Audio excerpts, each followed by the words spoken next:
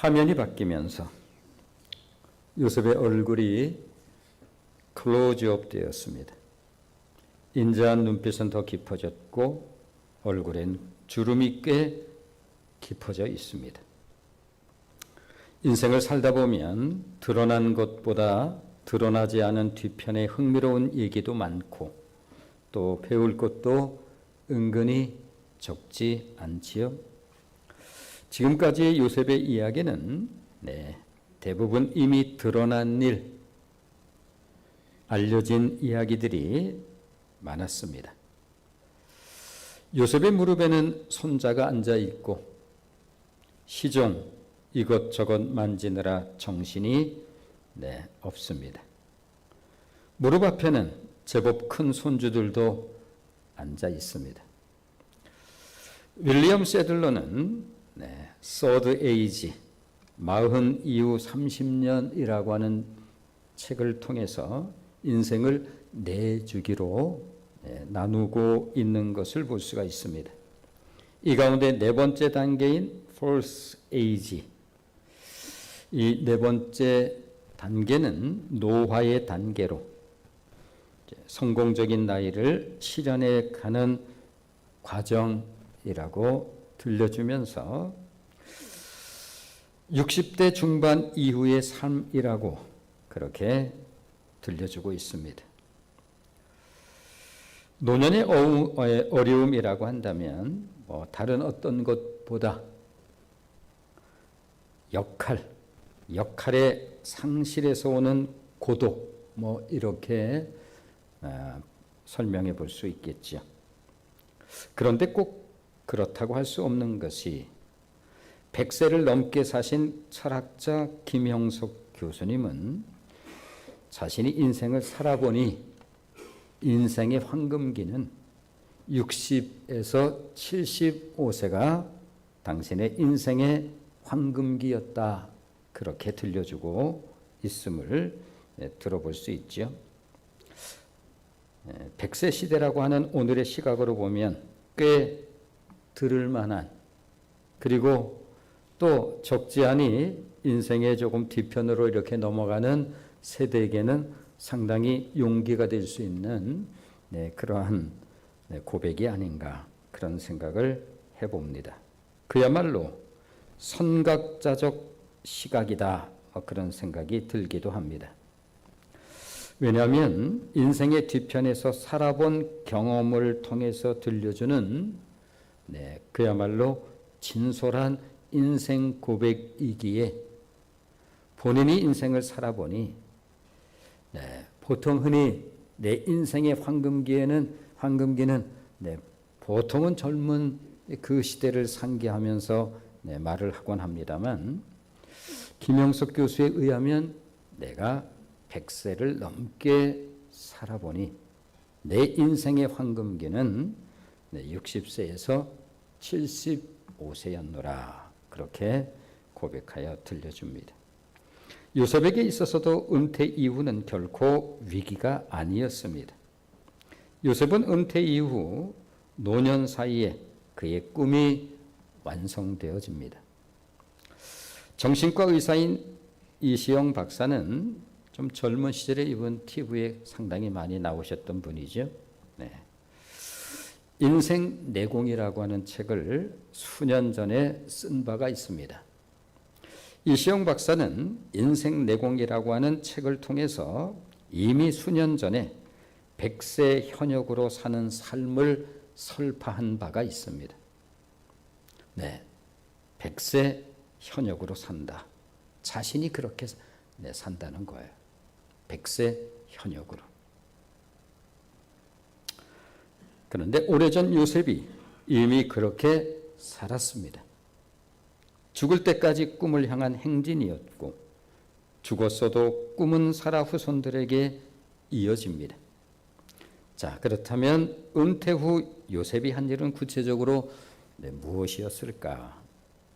성경은 요셉의 은퇴 이후의 삶에 대해서 매우 인상 깊은 그림을 우리에게 보여주는데 오늘의 본문이에요. 자, 한번 같이 읽어보실까요? 자, 창세기 50장 22절 23절입니다. 같이 읽겠습니다. 시작. 요셉이 그의 아버지의 가족과 함께 애굽에 거주하여 110세를 살며 에브라임의 자손 3대를 보았으며 므낫세의 아들 마길의 아들들도 요셉의 스라에서 양육되었더라. 에브라임의 자손 3대를 보았다라고 하는 것은 하나님께서 요셉의 증조부 아브라함에게 약속하신 약속이 성취되었다는 거예요. 또한 아버지 야곱이 임종시에 12아들에게 축복을 하죠. 예언적 축복, 창세기 49장의 내용이 바로 그 내용이에요. 12아들에게 쭉 예언적 축복을 하는데 그 가운데 두 사람이 가장 큰 축복을 받아요. 한 사람은 바로 유다, 장자는 아니지만 장자적인 권리를, 리더 지파로서의 축복을 갖게 될 것이다. 훗날 이 유다 지파를 통해서 메시아가 이 땅에 태어나고 또 그 이전에 다윗이 유다 지파를 통해서 이 세상에 태어나게 되죠. 그리고 이제 요셉이 그야말로 야곱의 아들들 가운데 가장 큰 축복을 받은 인물로 그렇게 우리에게 들려지는데, 자, 한번 들어볼까요? 창세기 49장 22절로 26절입니다. 같이 읽어보겠습니다. 시작. 요셉은 무성한 가지 곧 샘 곁에 무성한 가지라 그 가지가 담을 넘었도다.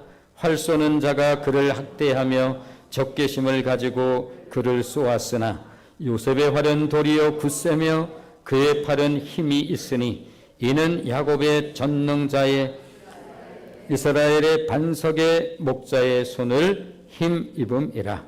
내 아버지의 하나님께로 말미암나니 그가 너를 도우실 것이요 전능자로 말미암나니 그가 내게 복을 주실 것이라. 위로 하늘의 복과 아래로 깊은 샘의 복과 젖먹이는 복과 태의 복이로다. 내 아버지의 축복이 내 선조의 축복보다 나아서 영원한 산이 한없음 같이 이 축복이 요셉의 머리로 돌아오며 그 형제 중 뛰어난 자의 정수리로 돌아오리로다. 오늘 본문은 요셉의 후손들이 그 스라에서 양육되었다 이렇게 들려주고 있습니다. 슬하라고 하는 단어가 좀처럼 흔히 쓰지는 않습니다만 슬하라고 하는 뜻은 부모님의 무릎 아래 이러한 의미를 가지고 있는 단어로 부모님이나 할아버지, 할머니의 보살핌 아래라고 하는 그러한 의미를 가지고 있습니다. 그렇습니다. 전국을 통치하던 요셉이 이제는 가정으로 돌아와서 미래 세대를 키우고 세우는 일에 주력하고 있는 모습을 성경은 오늘 우리에게 보여주고 있지요. 한마디로 요셉은 자신의 후손을 언약 백성으로 키우고 있음을 볼 수가 있습니다. 자신의 삶을 인도하신 하나님 생각해 보면, 자신의 인생을 회고해 보면 회고해 볼수록 자신의 삶을 인도하신 하나님은 한마디로 신묘막측했고 또 그분이 하시는 일은 진실로 다 헤아리기가 어려워서 어느 분이 표현하신 것처럼 하나님께서 고난을 주실 때는 그 고난에 대한 해석 설명서를 함께 보내주면 이 고난은 이러한 의미를 담고 있구나 그렇게 이해하면 좋으련만 우리 하나님께서는 절대로 우리에게 고난을 주실 때 설명서를 함께 주시는 것이 아니라 설명서는 굉장히 늦게 도착해서 후에 보면 이 고난의 의미는 이러한 뜻으로 하나님께서 나에게 주신 것이구나. 요셉에겐들 달랐겠어요? 도대체 수많은 질문이 있었을 것 아니겠습니까? 왜 나에게 도대체 한마디로 참 돌이켜보면 신묘막측하기 짝이 없었고 그분의 하시는 일은 진실로 다 헤아리기가 그때는 어려워. 네. 그러나 돌이켜보면 우리 인생의 참 주인이 하나님이실 뿐만 아니라 그 하나님은 역사의 주인이시요 또한 약속의 신실하신 언약의 하나님이라고 하는 사실을 인생 뒤편으로 가면 갈수록 인생이 더 새롭게 읽혀지게 돼 있지요. 네, 이게 인생이에요. 김영석 교수님이 하시는 말씀에 나름 우리가 귀를 기울이는 것은 이제는 100세를 훌쩍 넘은 그 생애를 살아보면서 인생을 회고해 볼 때 우리가 잘 아는 처럼 그냥 살아온 인생이 아니라 나름 꽤 철학적 의식을 가지고 내 인생을 살아오신 분이기에 자신의 인생의 황금기는 60에서 75세가 돌이켜보면 최고의 날들이었습니다. 그의 인생의 끝자리 유언을 통해서 드러낸 것처럼 요셉의 하나님은 바로 언약의 하나님, 파카드의 하나님, 반드시 돌보실 것입니다. 그렇습니다. 요셉이 정말 하고 싶었던 것은 눈에 넣어도 아프지 않은 아들과 손자 그리고 후손들을 그야말로 무릎에 앉혀놓고 저희의 시선을 애굽이 아니라 하나님께 두고 살아야 한다는 인생 지침을 정말 진지하게 가르쳐주고 싶었습니다만 공직에 있는 동안에는 공직 허술하게 할 사람이 아니기 때문에 그야말로 늘 바빴습니다. 그러나 그런 가운데서도 마음 한켠에 늘 내가 인생을 통해서 정말 하고 싶은 것은 내 이 공직이 끝나는 날 내가 이것을 하리라. 꼭 이것을 하리라. 총리 이후 이스라엘이 번영해 가는 것을 보면서 시간 손자들을 무릎에 앉혀놓고 가르쳤고 또 잠이 들면 그들의 머리에 손을 얹고 기도를 했습니다. 하나님, 이 아이들을 기억해 주세요. 어느 날 밤에는 손주의 손을 잡고 밖으로 나가 밤하늘의 별을 보여주었습니다. 그 옛날 하나님께서 증조부 아브라함의 손을 이끌고 밤하늘의 별을 보여주셨던 것처럼 밖으로 나가자. 자, 저 하늘의 별들을 바라봐. 손주에게 아브라함의 이야기를 들려주면서 저 하늘의 별 가운데 나도 있고 너도 있는 거야. 할아버지, 그럼 나는 하나님의 약속 가운데 태어난 거예요? 그럼 너의 하나님, 너는 하나님의 약속의 자녀로 태어난 거란다. 요셉은 후손을 위해 3가지를 마음을 다해 가르쳤습니다. 첫 번째는 애굽은 살기 좋은 곳이었지요. 나일강의 범람은 토양을 비옥하게 만들어 주었고 애굽의 풍요를 가져다 주었습니다. 그러니 당시 그야말로 최고의 나라가 되었을 뿐만 아니라 그만큼 먹고 사는데 굉장히 좋은 나라였어요. 이에 비해서 요셉이 살았던 가나안은 건조하고 삭막한 땅이었습니다. 그럼에도 불구하고 요셉은 다음 세대를 앉혀놓고 조상들의 언약의 땅 가나안에 대해서 가르쳤습니다. 가나안이 얼마나 위대한 약속의 성지인지 늘 꿈을 꾸게 했어요. 왜냐하면 애굽처럼 문명이 발달하고 자연 환경이 풍부하다 할지라도 하나님의 언약이 없으면 그것은 의미 없는 땅이기 때문에 그렇습니다. 외국인들이 한국 드라마를 좋아하기도 하고 많이 본다고 그래요. 북녘 땅에서도 꽤 본다고 그렇게 알려져 있지요. 목숨을 걸고 보는 거죠. 뭐. 네. 또 해외에서도 한국 드라마를 꽤나 재미있게 본다라고 하는 얘기를 종종 듣습니다.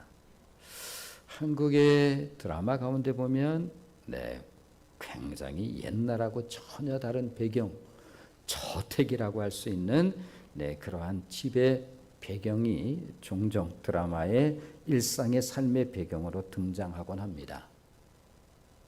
그러나 그러한 집에서 저택이라고 말할 만한 그 화려한 집에서 산다 한들 인생이 70이요 80인데 인생이 그것으로 끝나거나 또 육신의 질병이 병이 찾아와서 그렇게 살면 아니 그러한 집이 무슨 소용이 있겠어요?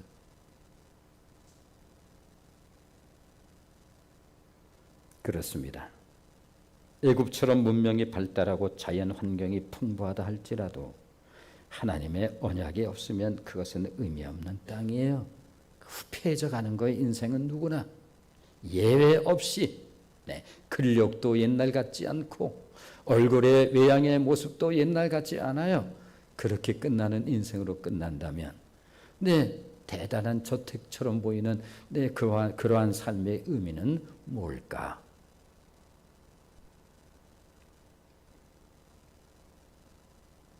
그러기에 하나님의 정한 때가 오면 돌아보지 말고 애굽을 떠나야 할 것을 손주들에게 가르치는 거예요. 자녀들에게 가르치는 것입니다. 애굽을 떠나는 자는 아브라함의 자손이 되고 애굽에 머무는 자는 언약의 축복에서 멀어진다는 사실을 요셉은 가르치고 또 가르쳤습니다. 그렇습니다. 후손을 위한 교육 첫 번째 언약은 약속의 땅에 관한 것이었습니다. 저 멀리 배는 나의 시온성 오 거룩한 곳 아버지 집 인생이 이것으로 끝나버리고 만다면 그야말로 모든 것은 다 허탈한 것 아닌가?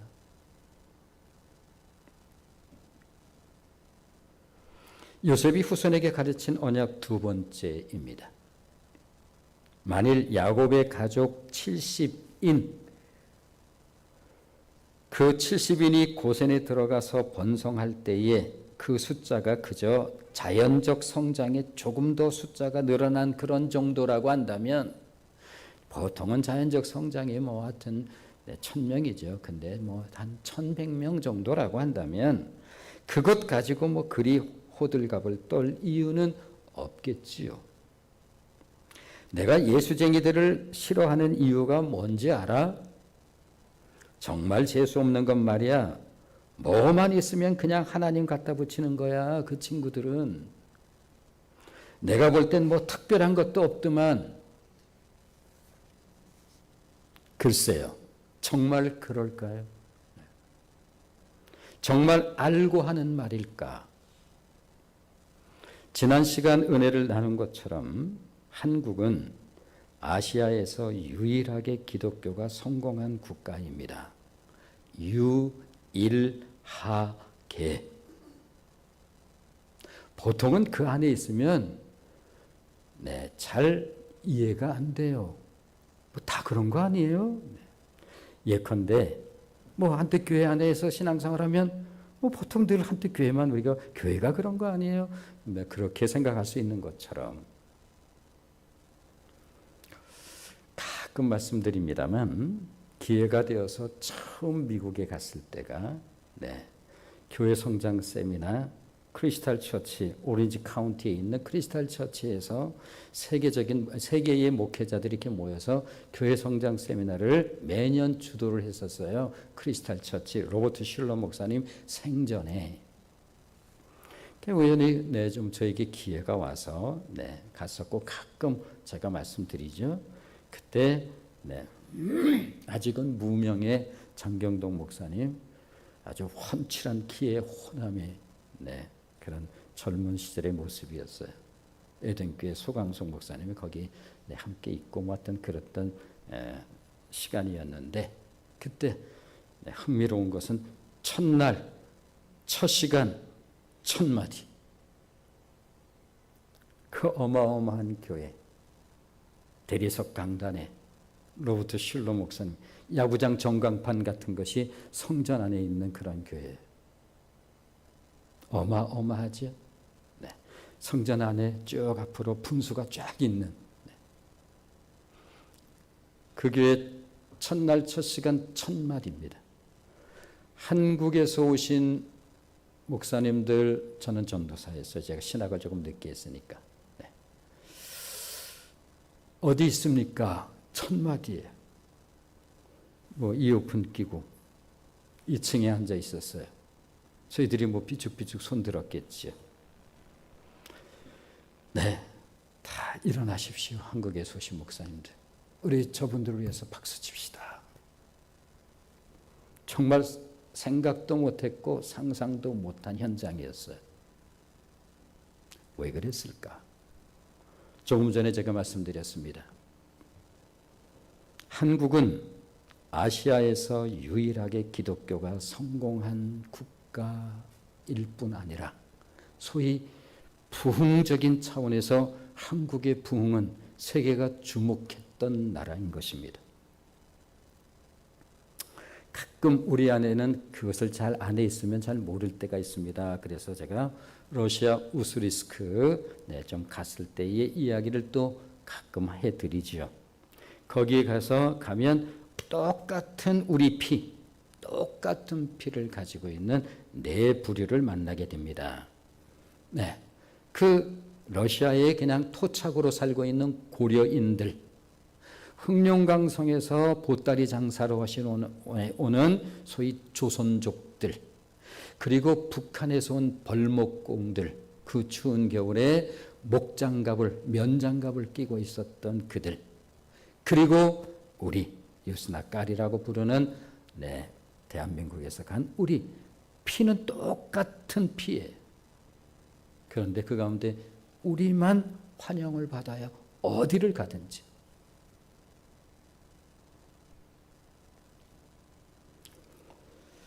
그것도 우연이라고 말하고 싶을까? 기독교가 한국에서 유일하게 성공한 국가다. 그렇게 말하면 그거야 우리나라가 한국이 좀 종교성이 좀 유별나잖아요. 글쎄요. 우상천지인 일본에 비교할까? 일본에 가보셨나요? 우상천지의 나라. 우리보다 훨씬 먼저 기독교가 들어간 일본은 여전히 소수의 크리스찬 국가이고 중국은 훨씬 일찍 들어갔음에도 불구하고 순교한 선교사들이 교인 수보다 많다는 말이 있었을 만큼 오히려 지금은 공산화되어서 있는 것이 사실이지요. 다른 아시아권 나라들은 말할 필요도 없고요. 태국은 95%가 불교예요. 우리에게 특별히 뭐 종교성이 있어서 그런 것은 아니라는 말입니다. 이것이 우연이 아니라 하나님의 은혜라면 계속 언약 하는데, 그러면 여기에도 도대체 하나님의 여기에는 어떤 언약이 들어있는 겁니까? 네, 한번 확인해 보죠. 신명기 28장 1절로 2절입니다. 신명기 28장 1절 2절 말씀을 같이 읽겠습니다. 시작. 내가 내 하나님 여호와의 말씀을 삼가 듣고 내가 오늘 네게 명령하는 그의 모든 명령을 지켜 행하면 내 하나님 여호와께서 너를 세계 모든 민족 위에 뛰어나게 하실 것이라. 내가 내 하나님 여호와의 말씀을 청종하면 이 모든 복이 내게 임하며 내게 이르리니. 그렇습니다. 신앙은 언약입니다. 하나님은 그러기에 약속의 하나님이라고 우리가 그렇게 부르고 있습니다. 그렇다면 이 약속은 지켜졌나요? 신명기 28장 1절 2절 말씀 말입니다. 네, 그렇습니다. 우리들이 그 증인들입니다. 35년 동안 일본의 나라를 잃었던 이 땅, 이 나라. 네. 해방 직후 전쟁으로 잿더미가 된 세계 최고의 빈국, 가장 가난한 나라. 가끔 표현하는 것처럼 필리핀은 한자어로 비율빈. 우리나라보다 훨씬 잘 살았던 나라. 왜냐하면 우리는 최고로 가난한 나라이니까.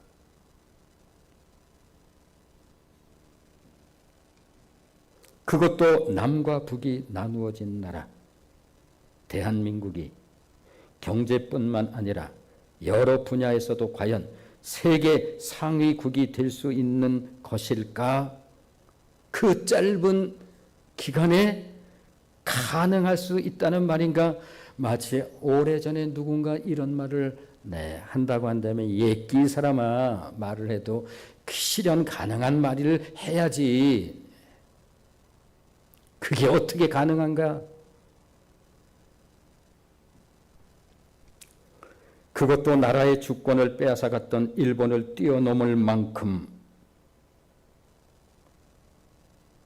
그런 나라가 될 수 있을까? 될 수 있고 말고요. 이 사람아, 말을 해도 가능성이 있는 말을 해. 그런데 우리가 이것의 증인들입니다. 경제야 그래도 뭐 다른 이제는 세계에서 이러저러한 문화예술에 대한 그러한 부분들 수상하는 거 그거 새로운 일 아니죠. 한동안은 글쎄요, 노벨상은 좀 이게 우리나라하고는 거리가 너무 멀죠. 수준이. 그러다가 평화상을 받는가 했더니 문학상은 그건 어렵죠. 언어적으로 일단 문제가 있잖아요. 그 번역이 돼서 그 부분들이 전달이 돼서 평가를 받으려면 그건 예산 일이 아니죠. 그러나 그것도 가능합니다.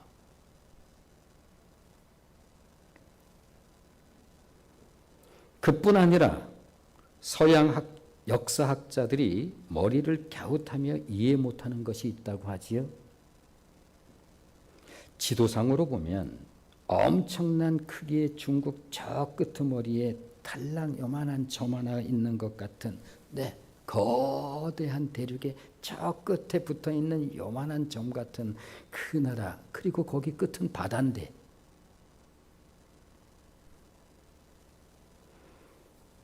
아주 작은 대한민국이 거기 붙어 있다고 하는데 어떻게 거대한 중국의 그 긴 역사 가운데 흡수되지 않고 아직도 저렇게 자신의 정체성을 가진 나라로 존재할 수 있다는 말인가?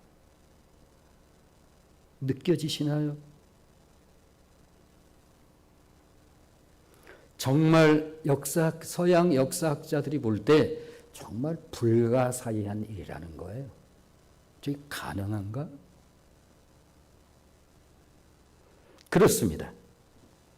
고센 땅에서 이루어진 히브리인의 폭발적 출산은 자연적 성장이 아닌 하나님의 이와 같은 역사하심이었어요. 그래서 제가 성경 공부 시간에 고센에 대해서 얘기할 때 항상 영적인 자궁, 생명의 터 이렇게 표현하잖아요. 출애굽기는 이렇게 시작이 되어집니다. 출애굽기 1장 6절로 7절을 같이 읽어보겠습니다. 시작. 요셉과 그의 모든 형제와 그 시대의 사람은 다 죽었고 이스라엘 자손은 생육하고 불어나 번성하고 매우 강하여 온 땅에 가득하게 되었더라. 하나님 70명 갖고 뭐 하시려고요? 아니 야곱의 그 가족들 다 모아봤더니 70명이에요. 근데 하나님이 70명 갖고 도대체 뭘 하시려고 그래요? 이것은 늘 우리들의 생각이에요. 하나님은 하십니다. 출애굽은 이렇게 시작해요. 그 70명이었는데 생육하고 불어나 번성하고 매우 강하여 온 땅에 가득하게 되었더라. 야곱의 후손이.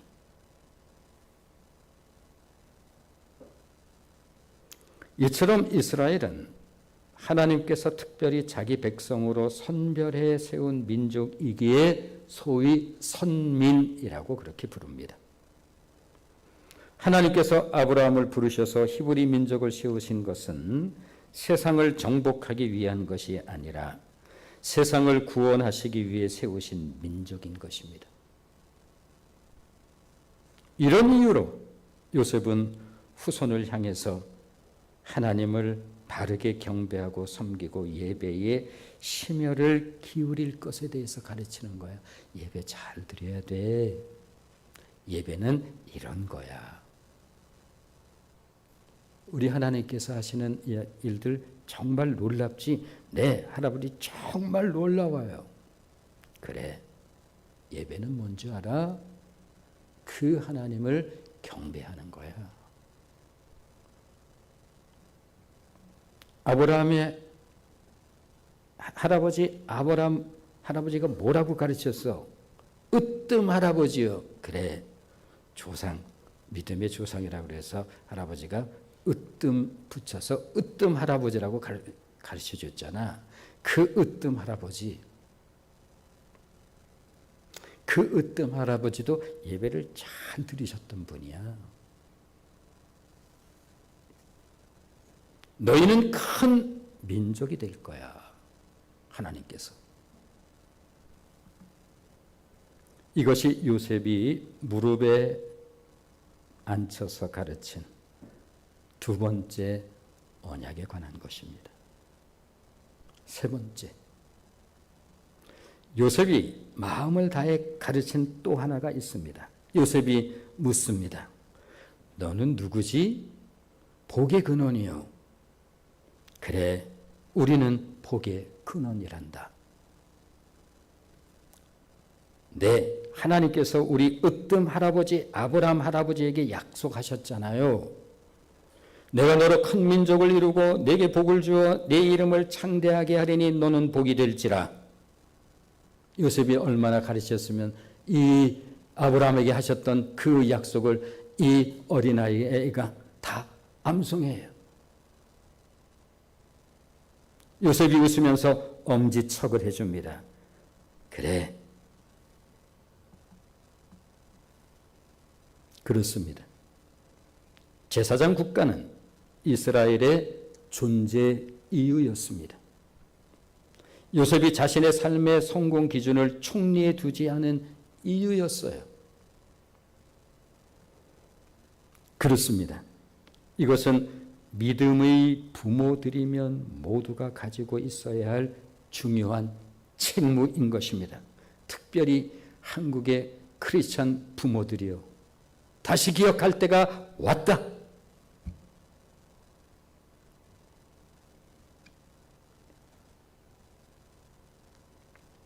자, 그렇다면 이스라엘을 지금도 이스라엘 되게 한 비결과 비밀은 무엇이었을까?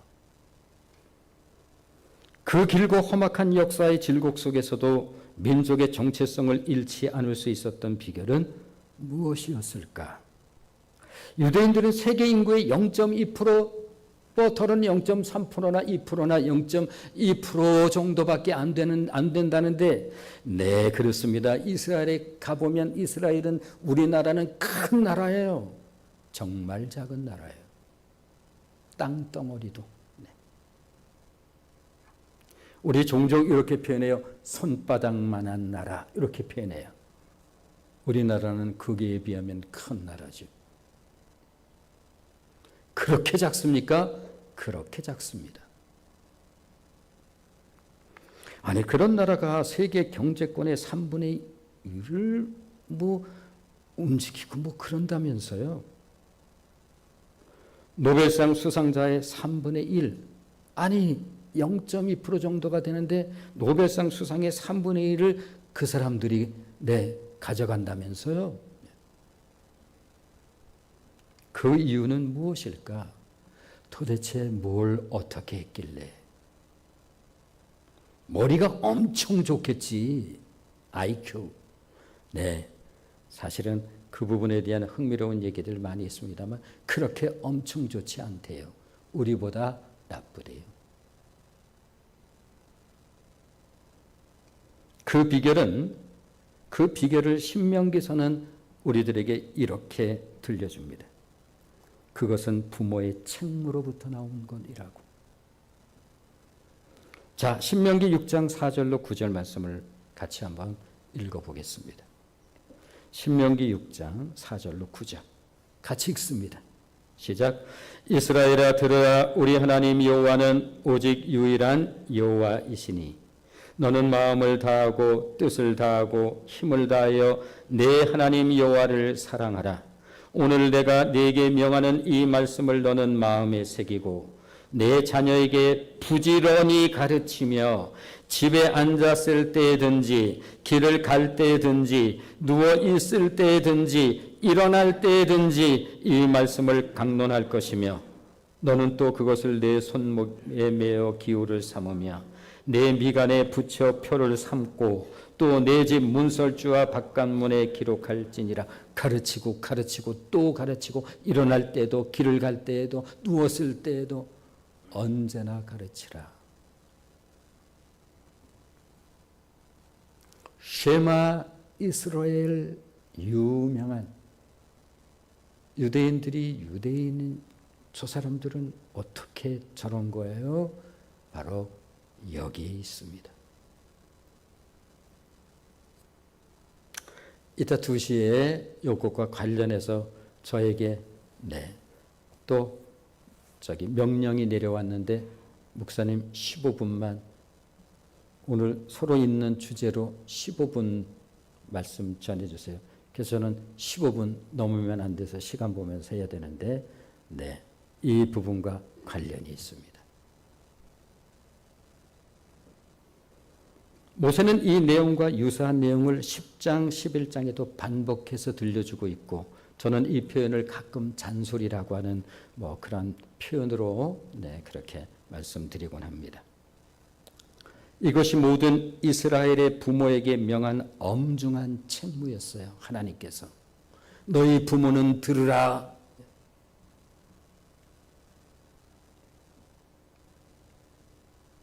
그렇습니다. 하나님의 자녀인 모든 믿음의 부모의 사명에는 가르치는 사명이 있어요. 모든 부모에게는요, 성경에 의하면 모든 부모, 매우 엄중한 책무로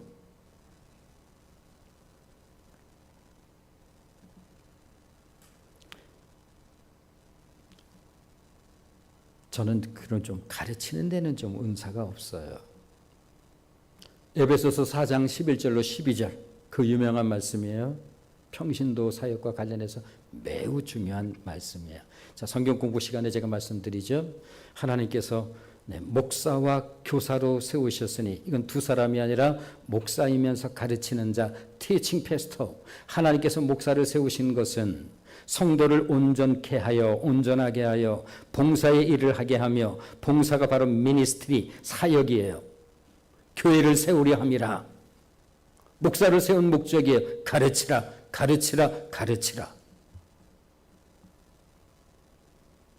나는 가르치는 은사가 없어서 모든 목사에게는 하나님께서 가르치는 은사는 공통으로 준 거예요. 난 말솜씨가 조금 없어서 가르치는 것은 말솜씨로 하는 게 아니에요.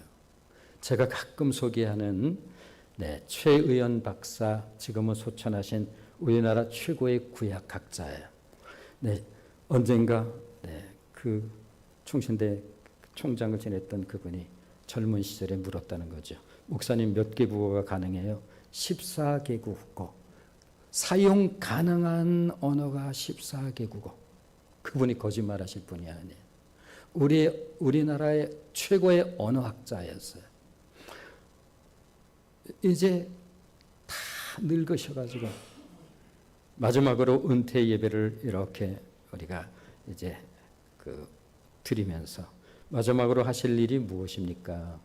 네, 구약을 개인으로 번역하는 일, 이것이 당신이 마지막으로 하실 일이다. 그리고 미국 시애틀 8년 동안 칩거해서 거기에서 구약을 번역해가지고 이렇게 국내에 나오셨어요. 그때 마침 나오실 때 목사님을 뵐 수 있었고 저는 그분의 거의 마지막 제자예요. 그런데 그 나이가 드시니까 이제 어린애 같은 표현을 했어요. 전부 내 판이구만 이런 말씀하셨는데 무슨 뜻인가 하면 우리나라 신학대학의 모든 총장이 다 그분의 제자예요. 네, 그분 그 책 출판 기념회 때 그를 갖다가 좀 이렇게 일을 맡았던 목사님이 저를 갖다 끄트머리에 거기 이렇게 넣어줘서 그 자리 영광스럽게 그 자리에 참석해 본 적이 있어요. 우리나라의 모든 신학자가 다 참석했고 우리나라에 내려오는 모든 목회자가 다 참석했습니다. 그때는 CCC 김중곤 박사도 참석했어요. 소천하기 전에. 그런데 이분이 강의를 할 때 굉장한 눌변이에요. 떠듬떠듬하는 게 그런 식으로 말씀하세요. 그런데 그분의 강의가 끝나면 우리들이 하는 말이에요. 역시 최의원 박사야. 가르치는 것은 말재간으로 하는 게 아니에요. 도움이 안 되진 않겠지요. 하나님께서 모든 부모에게는 이 책무를 주셨습니다. 그리고 일찍이 요셉이 이 사역의 모델이었음을 알 수가 있습니다.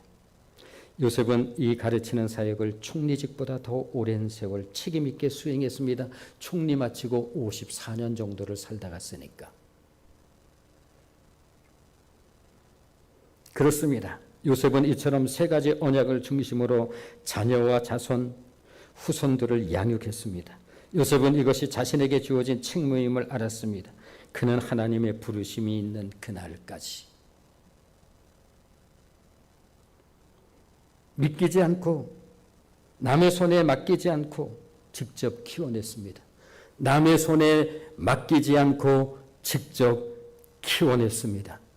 제가 일부 예배 때도 좀 그랬어요. 제가 한참 배대를 갖다가 주일날 2번 할 때 예배 3번 드리고 낮에 배대를 1번 하고 저녁 예배 끝나고 청년 배대를 하면 제가 그때 가끔가다 쓰는 표현이죠. 힘이 1도 안 남아요. 정말 힘이 받쳐줘야지 뭐 좀 힘있게 말도 하고 강의를 좀 열심히 해낼 텐데 제 안에 힘이 완전히 바닥이 나가지고 제가 그때 어떤 마음이 들었다고요? 참 알뜰하게 써잡수신다.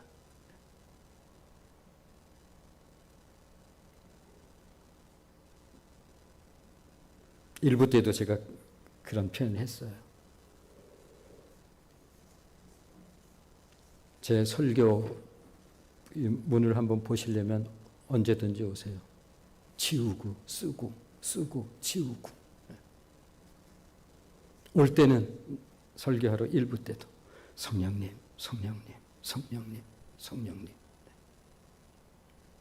잘 전달하게 해주세요. 잘 전하게 해주세요.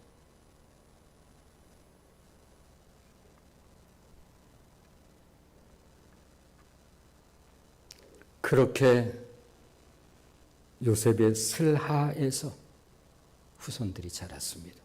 가르침을 받으며. 그리고 이런 교육을 받고 자란 세대가 400년 후 요셉의 해골을 메고 당당히 출애굽을 하게 되어집니다.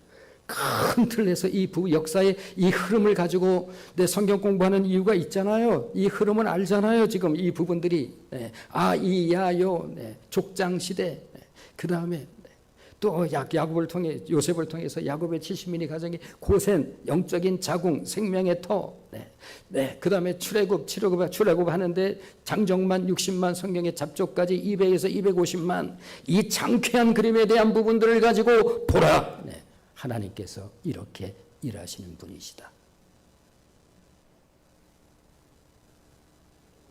아직은 가정의 달 5월 우리 가정에 진실로 있어야 할 것은 무엇일까?